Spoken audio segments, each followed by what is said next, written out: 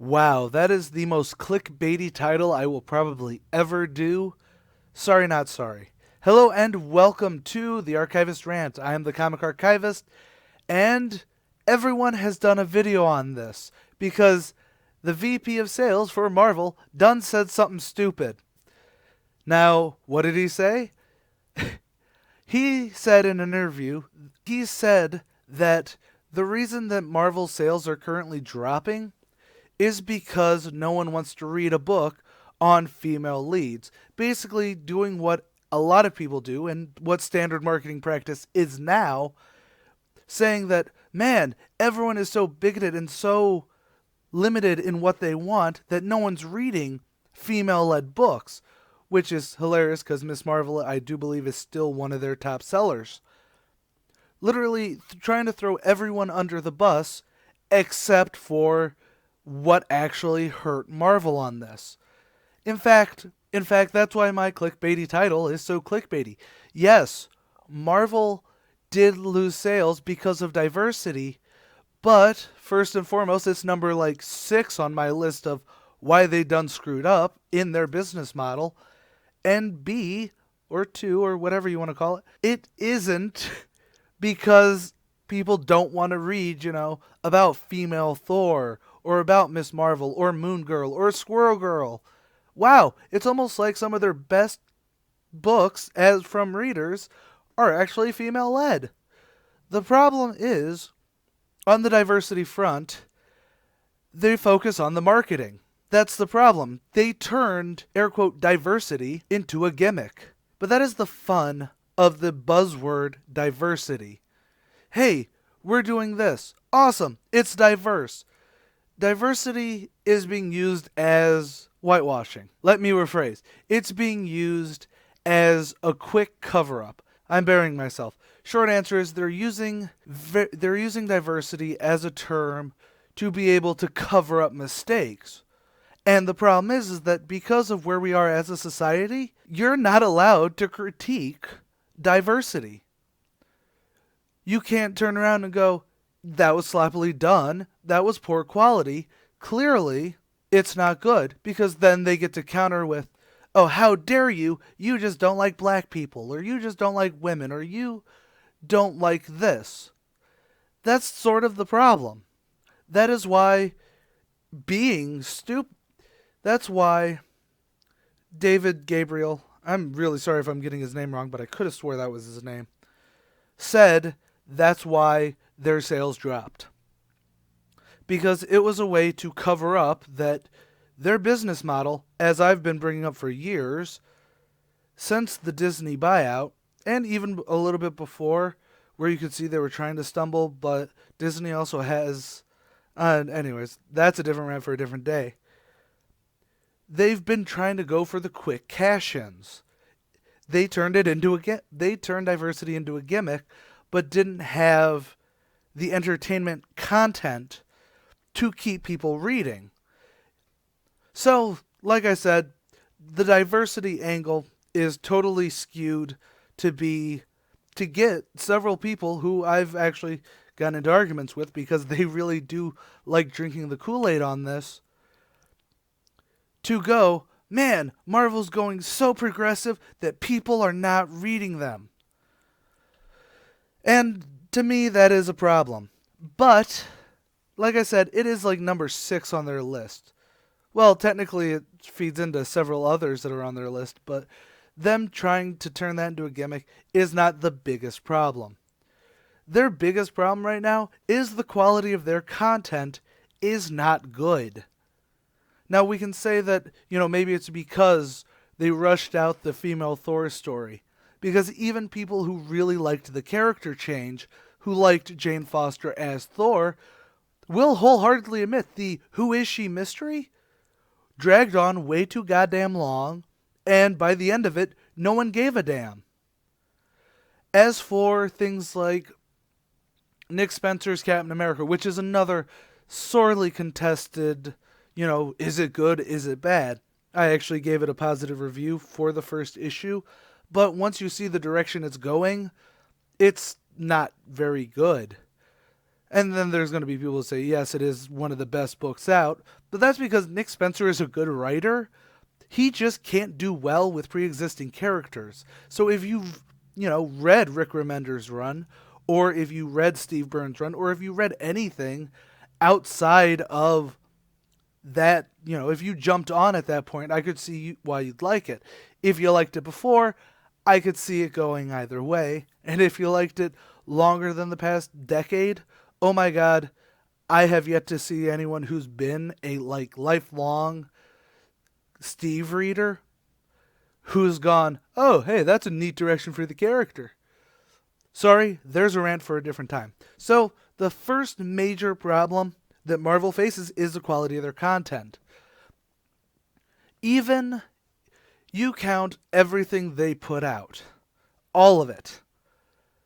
Only a handful of it is worth reading long term. Even as much as I praise Storm #1, when that came out, the rest of the issues after that really solid first issue were not good. And then you had people, when it was being canceled, turning around and going, oh, this is just them going and not letting a black female lead have her own book. It's racist not buying it. You should buy it just to stick it to the man.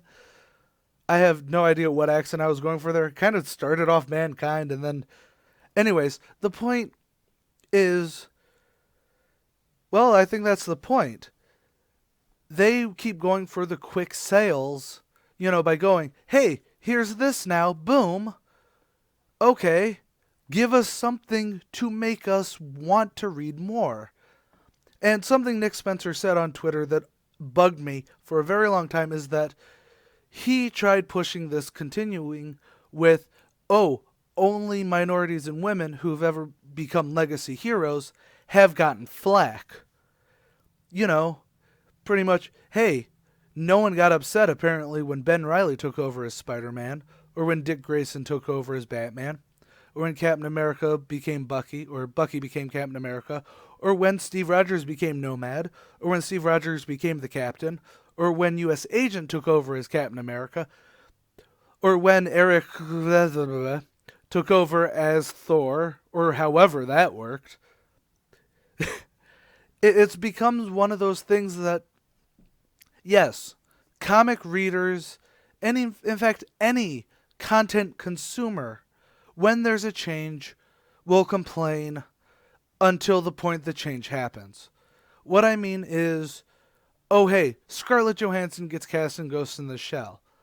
I think Scarlett Johansson is not a very good actress, depending on the role. But, complaining about it going, oh man, and I'm not even talking about the controversy surrounding it. I'm just talking casting-wise. Let's go with something easier. Ben Affleck as Batman. Okay, you had tons of people going, Ben Affleck can't play Batman. The dude's from Phantoms. How the hell can he play Bruce Wayne?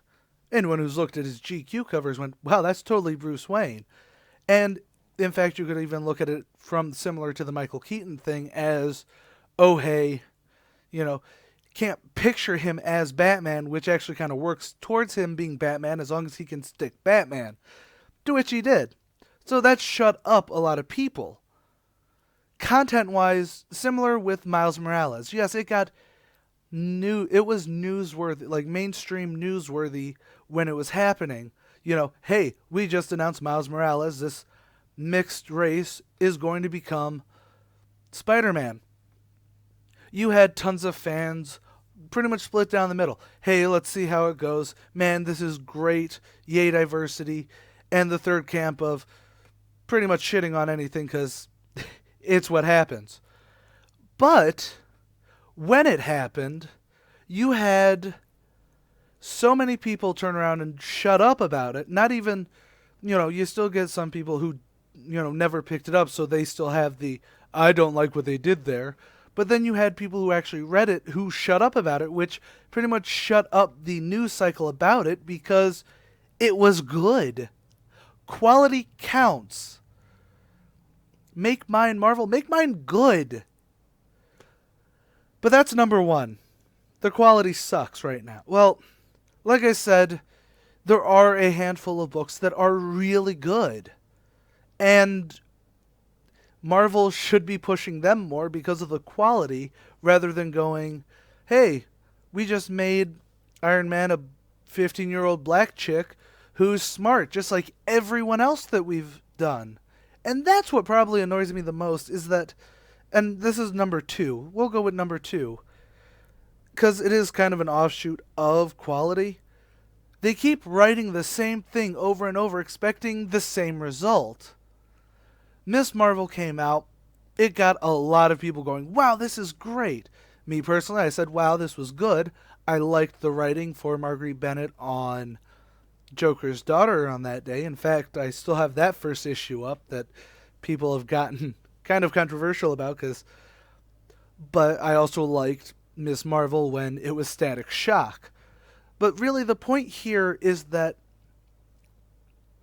they keep making, Miss Marvel, they keep making Moon Girl and Amadeus Cho and all these teen heroes feel the same.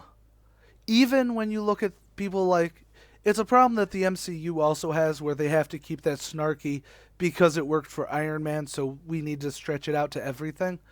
That when it changes, there's actually some praise to it.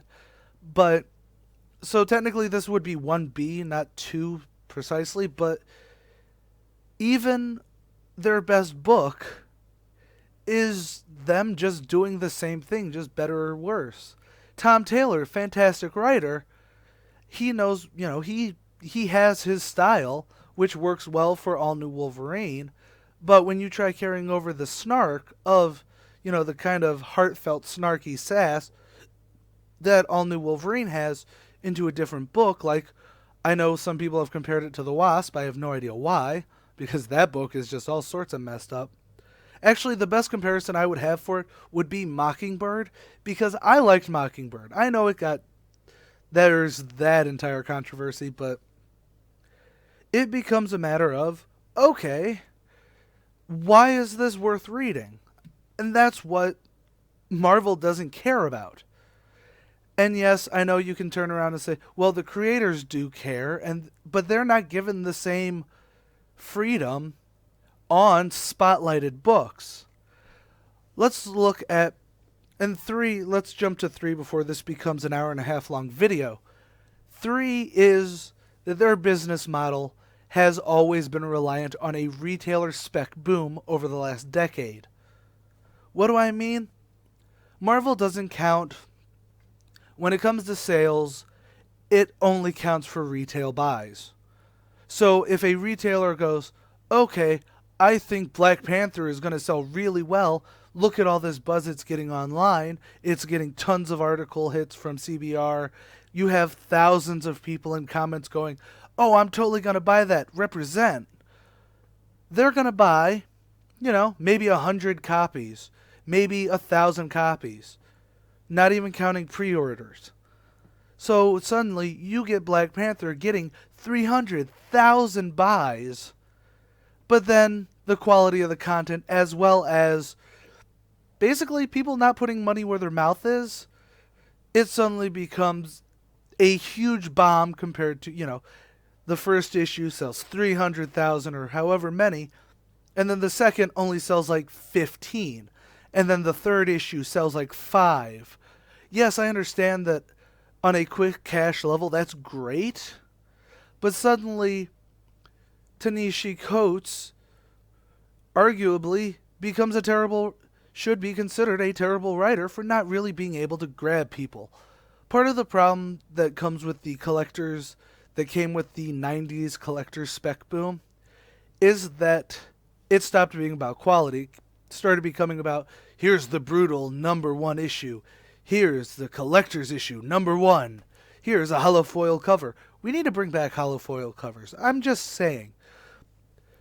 So, and that's actually the biggest thing you could compare it to. It's not, the VP of sales is not being stupid. He's trying to deflect so people will go, oh man, the racists are winning. We got to buy more. Makes sense. Problem is that gimmick sales, as we learned in the 90s, is not a viable business model. And really, that's what I mean when I say they turned diversity into a gimmick. Outside of the Marvel Now version 3.97 they're at now, or outside of continually yearly doing number ones just to pretty much be a season 2, which, by the way, would be a more logical thing if they made it into, hey, instead of Wolverine and the X-Men just getting renumbered just to make more sales, call it season 2.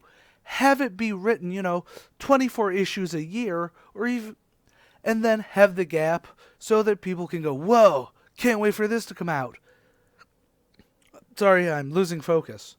I know I'm nearly 20 minutes into this and I've already had no focus.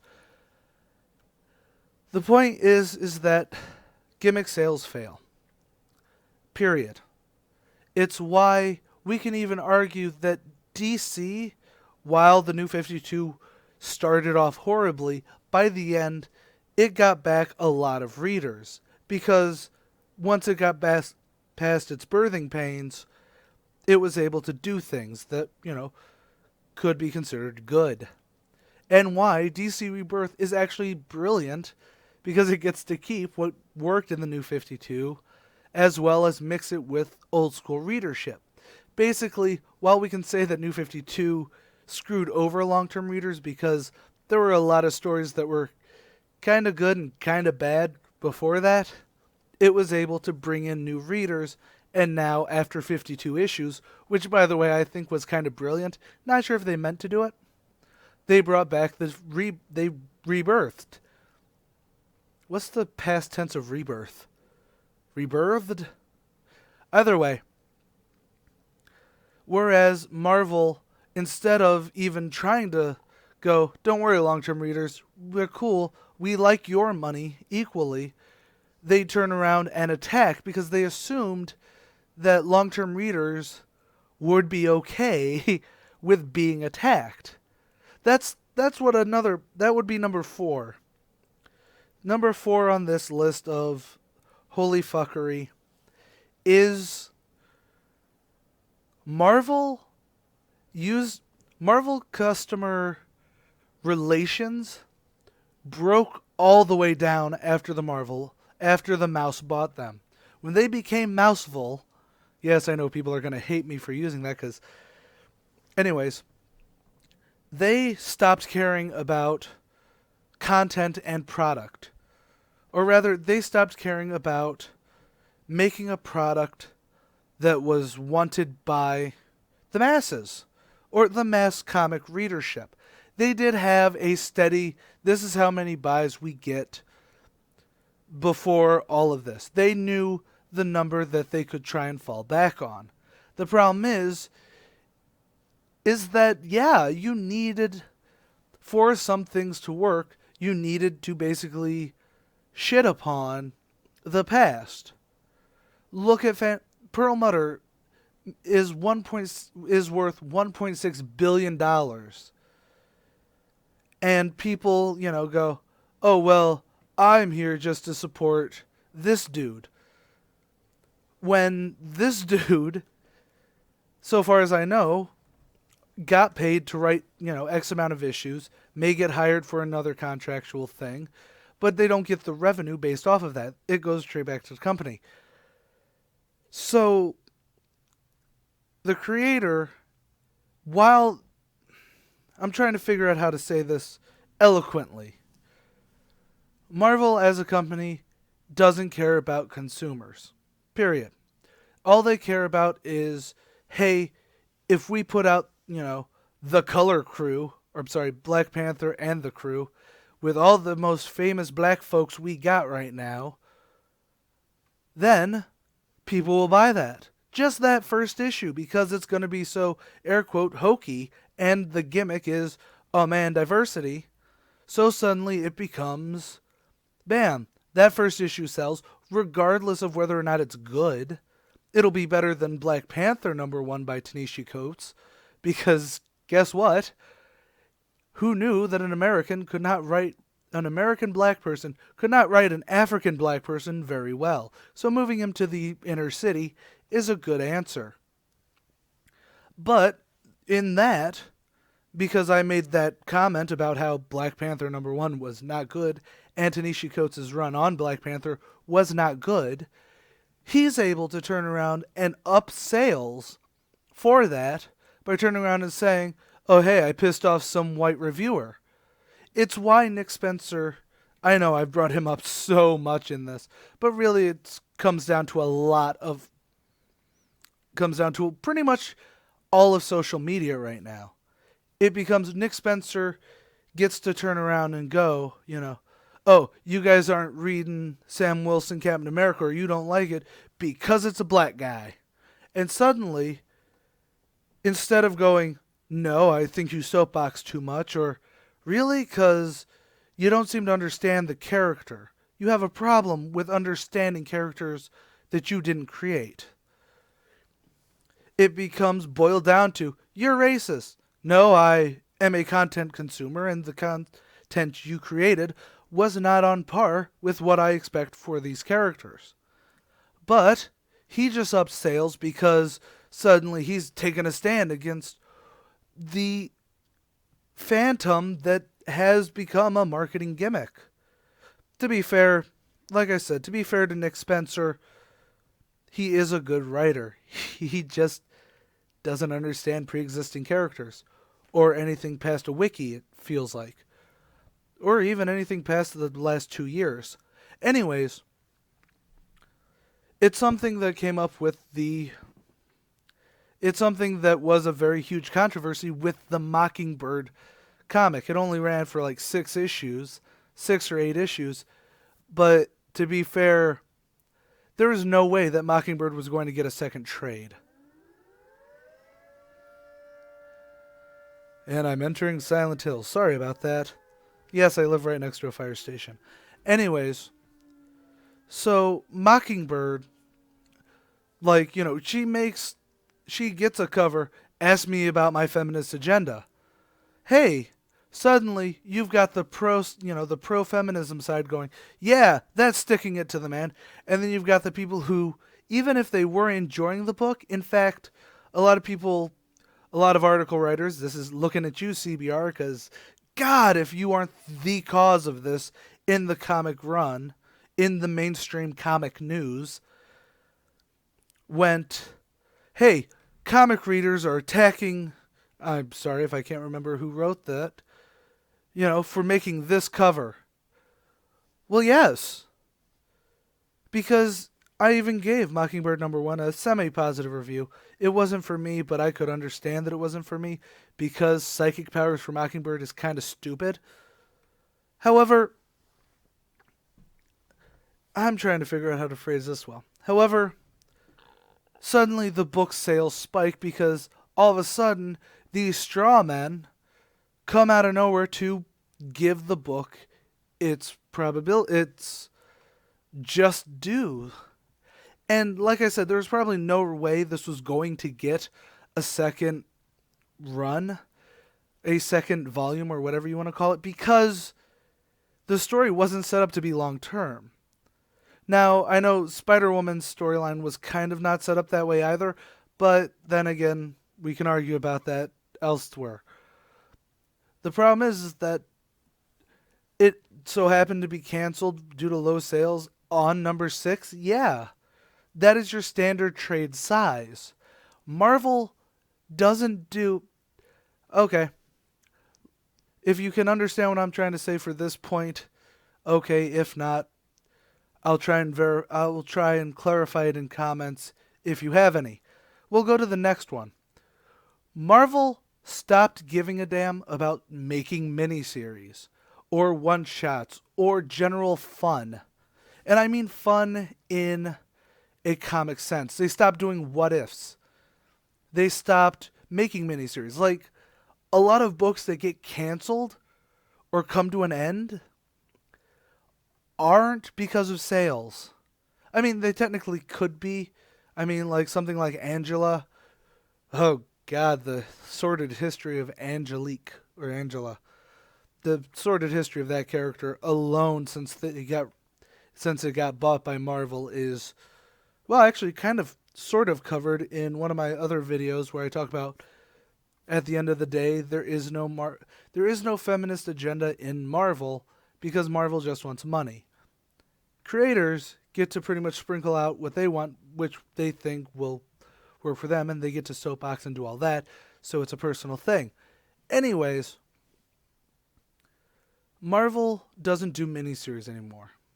They don't. So a book, suddenly reaches number 6 and it gets canceled. Oh my god, it got canceled. This must be the end of whatever the hell. When really it is just, hey, we only wanted this quick run.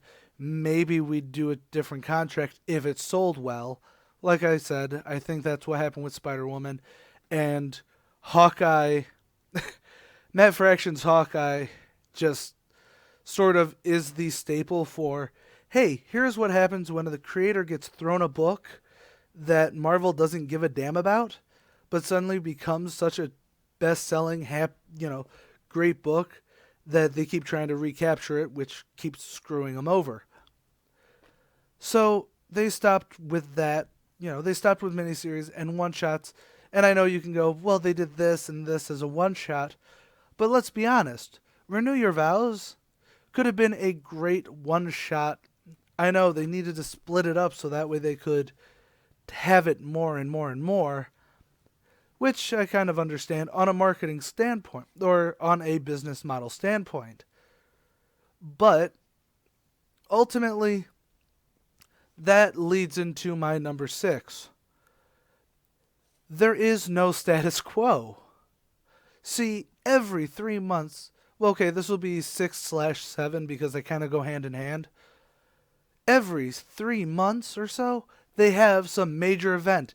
Literally, their press releases are, this will change Marvel. And guess what? You can't keep changing something that doesn't have a constant. It's like right after Secret War. Actually, Secret Wars. You brought back everything. Inferno came out, Civil War came out, and everything like that. And you had a lot of sales from that because of 350 issues that tied in and everything did that. That makes sense, but it makes sense on a, hey, we want quick cash and we want to try bringing back older readers, which sort of failed instantly because they rebooted the universe when Secret Wars ended, eliminating the Fantastic Four as a book series, even though it sets up great for a quick romp, just a standalone series of them just going to other worlds and pretty much being a space adventure, not a space battle epic that the current cosmic world is. Sorry, there's another rant in there, but because there's no status quo, when something like Miss Marvel turns around and goes, I'm quitting the Avengers, solely because of what happened in 7 issues, actually I think it was like 4 issues in to form the Champions because of this new universe, it becomes whatevs. And you can actually churn that around and go, well, there doesn't need to be a status quo because we're looking at the characters. We're watching the characters grow and develop. No, we aren't. I like pointing this out. In the first, before the Secret Wars, Miss Marvel had very little character development. Literally, her only character development was, I'm a hero now, that's awesome. I'm still going to be a fangirl, I'm still going to have my life the way it is. And while you could say, well, the real character development came from her clash of religion with who she wanted to be versus her family. Not really. If you look at it, it stays consistent without ever tilting to one side, which works for a sitcom, but doesn't work for a continued narrative. And because of that lack of status quo, you have people not wanting to consistently read something. Why should we read, Uncanny Avengers, Volume 7, actually it's like Volume 3 now, because it's just going to be rebooted and changed totally within the next year because something new is going to come and change the Marvel Universe. I know. You guys are going to say, well, Secret Wars happened, but they haven't redone the universe since, except rewriting Captain America's history thanks to Cosmic Cube Girl.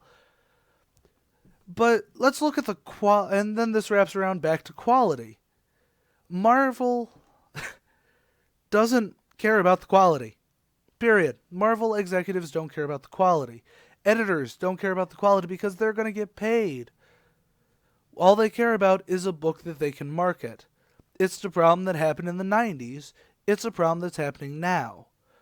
The difference here is that now Marvel won't ever hit the bankruptcy that they were hitting in the 90s to change themselves to be better. Quesada, I know you guys, everyone hates Quesada, can't come in and go, look, let's do a Max Linus series for the older people. Let's do the Ultimate Imprint for new readers. Let's pretty much redo how we do what we do so well to make people come back. Because 2000s did see a resurgence in comic books. You could call it because of the X-Men movie from Fox or Blade that made people realize, hey, you can throw money at these things and it works. But since the 2000s, there has been a resurgence and a retailer spec boom. We've seen more nerd nests open. We've seen more comic shops open solely on the grounds that, yeah, nerd culture has become a less of a hated thing. It's still not quite up there because nerd light is what people want, because nerd is not. It's why we're still easy targets, because you can go too nerdy. So, what the hell was I saying? Quality content, da da da. I really should have written something out for this. But the point is that they know you're going to buy. They know that the SJWs will have their back. They know that comic readers who like the new things will have their backs for a point. Whereas long-term comic readers who are of a different generation, and I don't mean that in a we don't take kindly to you kinds around here, because guess what? The 70s, 80s, 90s, and 2000s were all diverse. A lot of people who need to be spoon-fed facts to be able to go, oh, well, you know, Rhodey was Iron Man in the 80s. In fact, he was the Iron Man for the original Secret Wars. Don't understand this. The Wasp wasn't just an Avenger. She was the chairwoman of the Avengers for a while. And then she was also, there was Captain Marvel 3, who's Photon or Ion or Impulse or whatever the hell. Monica Rambeau. She was also the chairwoman during the 80s. Black Panther was added to the team because of affirmative action, which kicked Hawkeye out. Literally, so much happens because of diversity throughout the whole history of comics that has changed it, that has made it better. People forget that there were dozens of romance novels, or a dozen of romance comics, that for a long while, the only reason Dell Comics existed was because of female readers. It wasn't until Seduction of the Innocent came along that, yeah, women started reading less, by a lot, and boys were pretty much not allowed to read because it became the devil's tool. And only until recently has people finally realized, hey, maybe comic books aren't the devil's tool. Until this new marketing franchise came along to say, hey, we demonize everything, we can sell everything. Sorry, this has been my longest rant and the rantiest rant I've had.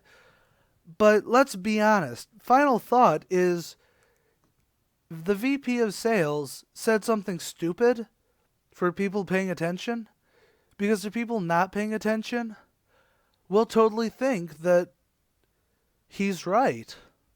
And that's what scares me. And that's really why this video is, almost 45 minutes long. This mentality frightens the hell out of me. Because you can't critique a writer anymore when, maybe they got a jive-talking crow who's trying to teach an elephant to fly. That won't fly. Blazing Saddles, LOLO. Several things that have been recently added to Netflix would be thrashed hardcore if they came out today. Because quality, content, context, none of that matters for the baseline of what sells. And right now, diversity sells. Not because it's making great new characters that are worth reading. Not because it's quality. It sells because it's supposed to, because of where our minds are. It sells. We all want to be a hero. So when someone goes, hey, this book wasn't picked up by retailers mainly because it has a black female lead, we want to go, hey, that's not right. But what never counters that is, yeah, but these books do have black female leads and they were picked up by retailers. Are you sure it's not the book itself? Are you sure it's not, maybe the writing team will have 0 spec sales and maybe someone's just going to pick up 1 or 2 copies, just see what happens. So now that I have pissed everyone off because I made that clickbait headline and because I just went on for, 40 minutes, the final thought is he said something stupid because there's going to be more stupid people to believe him. And yes, it makes me tired. And yes, it's why I do first issues now. It's why I do these rants. It's why I have a comic a day and ComicSins even. Because criticism shouldn't be based on color, period. It shouldn't be based on who wrote it. It should be the product. If the product is good, it's good. If the product is bad and just so happens to star yet another white male lead, the product is bad. If something written by a white guy about a black guy in Tuskegee, Alabama, becoming an airman, and it's written very well, should it matter that it was written by a white guy? If a black guy writes Justice League, should it matter? Because the end product is what matters. And to readers, that's why we read. We aren't going to read a book that's not good. We aren't going to support a book that doesn't do anything. And Marvel, especially Marvel, has always had relatable characters and had storylines that weren't just exploitation, basically. It wasn't just, hey, Spider-Man has some quips, ha ha ha ha ha. Spider-Man had a heart to be able to go, oh man, I don't know whether to be Spider-Man or not. Oh god, my sperm has killed Mary Jane.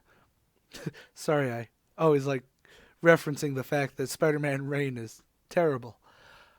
The point comes down to it, to have characters to follow, your characters need to have character, and not the same character over and over again.